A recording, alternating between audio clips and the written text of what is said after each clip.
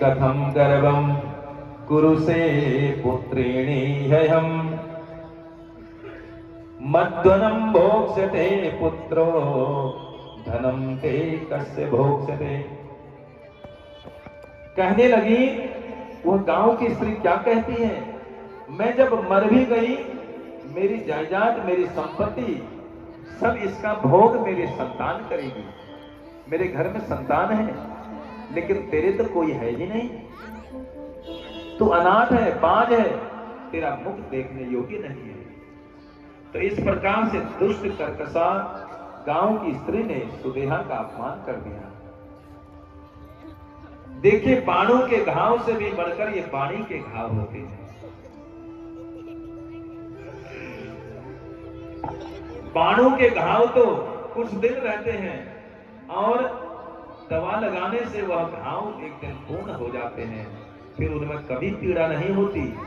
लेकिन ये वाणी का घाव जब तक यह जीवन रहता है, जब जब वो बातें याद आती हैं वो घाव जो है दुखने लगते हैं।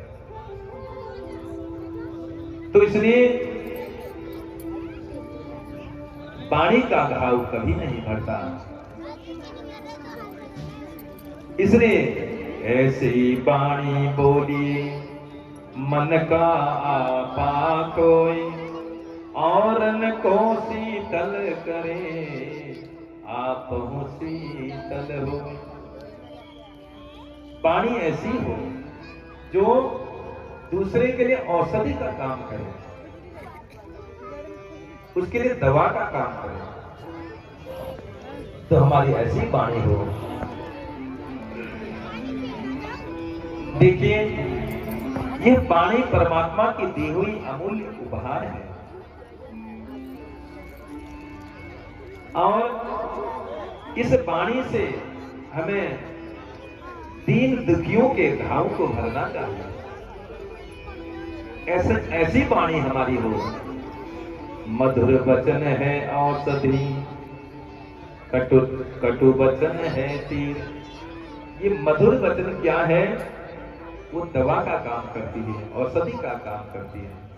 और कटु वचन कर्कश वाणी जो है वो तो ऐसा लगता है जैसे तीर चुभ रहे हो।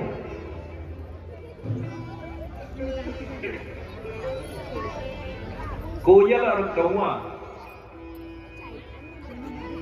कोयल कितनी मीठी वाणी बोलता है।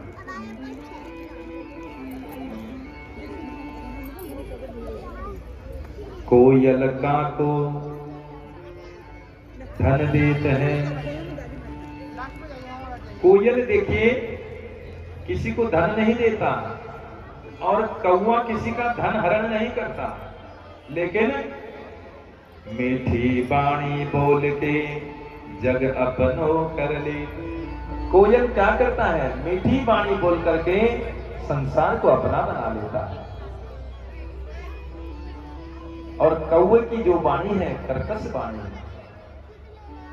तो इसलिए हमारी वाणी अच्छी हो, किसी को हम ऐसे शब्द न बोले जिसको दुख हो जाए, जिसको पीड़ा होने लगे।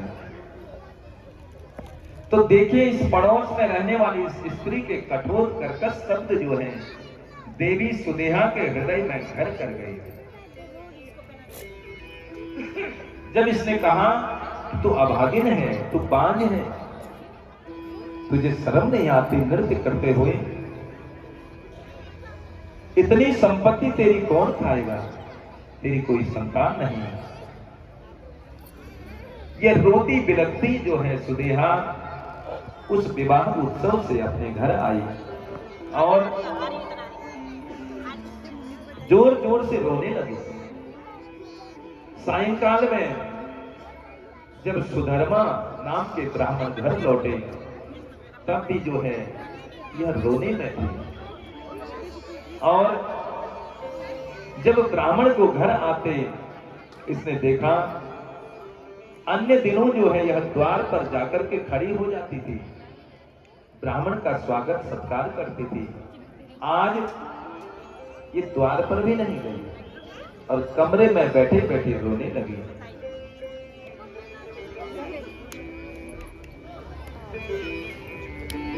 देखिए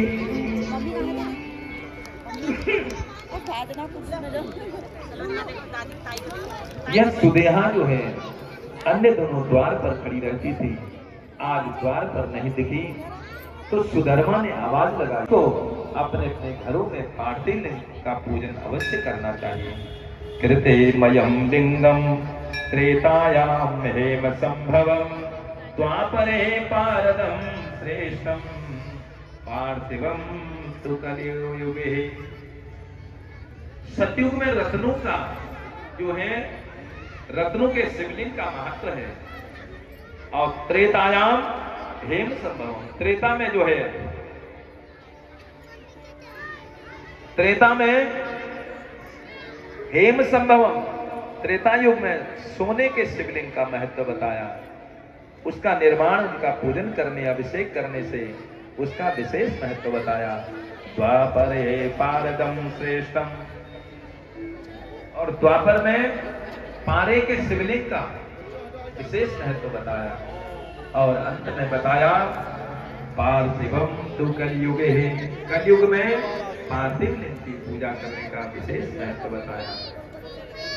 तो हमारे परिवार में सुख समृद्धि हो, दसों दिशाओं से हमारा मंगल हो, इसलिए पार्थिवम तु कलियुगे, कलयुग में हर प्रकार से जो मंगल चाहता हो, दसों दिशाओं से जो मंगल चाहता हो, उसको घर में पार्थिव पूजा अवश्य करनी चाहिए। इसलिए भगवान शिव को प्रसन्न करने के लिए पार्थिव पूजन का विशेष महत्व बताया। तो यह गुस्मा जो है नित्य पार्थिव पूजन करती है। देखिए पार्थिव पूजा का विशेष महत्व इसीलिए बताया है क्योंकि पार्थिव पृथ्वी से उत्पन्न सामग्री को ही पार्थिव कहा जाता है। जो इस पृथ्वी से हमको मिलता है,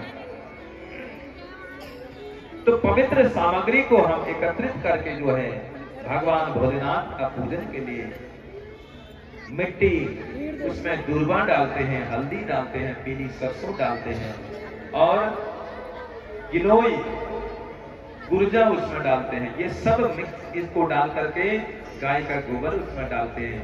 तो इनको सबको मिला करके जो है हम सुंदर भगवान की पार्थिव बनाते हैं और उनका पूजन करते हैं।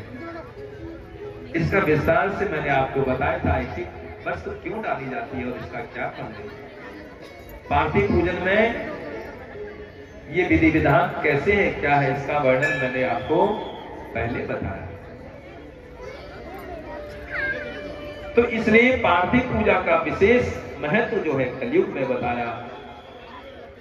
तो जिस घर में भगवान शिव का पूजन आराधन होता है वहां काल भी भयभीत हो जाता है और उस घर में जो है हमेशा बल रहता है, ताकत रहती है। वहां काल का जो है कभी भय नहीं रहता। उस घर में कभी अकाल तो जलधारा अति प्रिय है, जलधारा शिव प्रिय। निवेदन होगा आप लोगों से, भगवान शिव का नित्य जल से अभिषेक हो।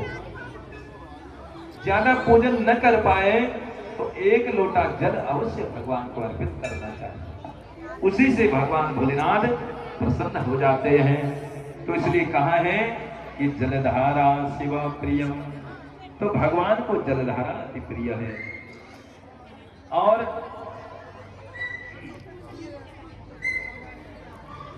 इनके विसर्जन का विधि भी मैं आपको, इसका भी विधि विधान से मैंने आपको यह सब बताया था। विसर्जन जो है शुद्ध जल में जो है इनका निर्मल जल में होना चाहिए। जो नदी समुद्र को, नदी को जो छू रहा हो ऐसा जल हो, बहता हुआ जल हो, ऐसी जगह पर इनका विसर्जन हो। तो यह भस्मा नित्य पार्थिव लिंग बनाती और उनका विधिवत। सुदेहा को ही यह मां कहता था, लेकिन इसके अंदर इतना द्वेष बढ़ गया, अब इसने सबसे बोलना भी बंद कर दिया। परिवार में किसी से नहीं बोलती और पतिदेव से भी बोलना बंद कर दिया, छोटी बहन से भी नहीं बोलती। और ब्राह्मण का पुत्र धीरे धीरे बड़ा होने लगा तो ब्राह्मण ने सोचा अब इसका विवाह कर देना चाहिए। तो ब्राह्मण ने सुनेहा से पूछा, अब हमको अपने पुत्र का विवाह कर देना चाहिए, आपकी क्या अनुमति है?